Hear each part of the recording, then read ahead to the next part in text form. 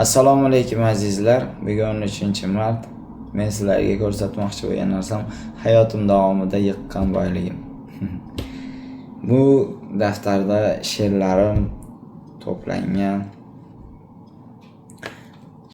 Bu she'r qalbingizga mahzunlik olib kelishligi mumkin, lekin musofirda yurgan farzandlarini sog'ingan onalar haqida. Yana musofirdagi insonlar o'zini o'ylamasa ham oilasini o'ylab yuradigan insonlar bo'ladi-da. Men o'sha musofirlik paytimda buni juda chuqur his qilganman. Shuning uchun bu she'rni yozganman. U yerda kasal bo'lsangiz ham, qiynalib qolsangiz ham onangizga, uydagilaringizga bildirmaysiz. O'zingiz ichingizga yutasiz. Shu musofirda kasal bo'lib qolib, uydagilarni sog'ingan insonni she'ri. Sog'indim ammo bormayman ona. Balki ahmoq, balki nodonman. Balki aqli pishmagan xonman. Kechiring, juda yomonman. Sog'indim ammo bormayman ona. Xohlamayman mahzun bo'lishingiz. Ko'zda yosh ila yolg'on kulishingiz.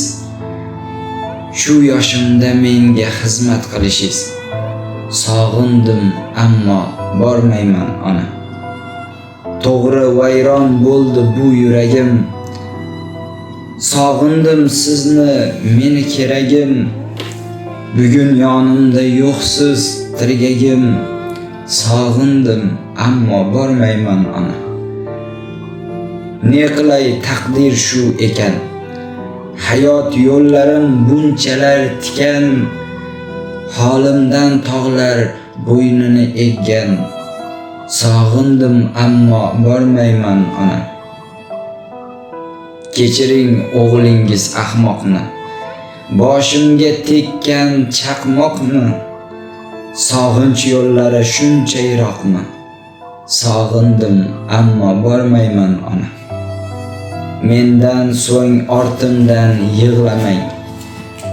O'zi gunohim ko'p, battar qiynamang. Kerak bo'lsa mayli meni o'ylamang. Sog'indim ammo bormayman ona.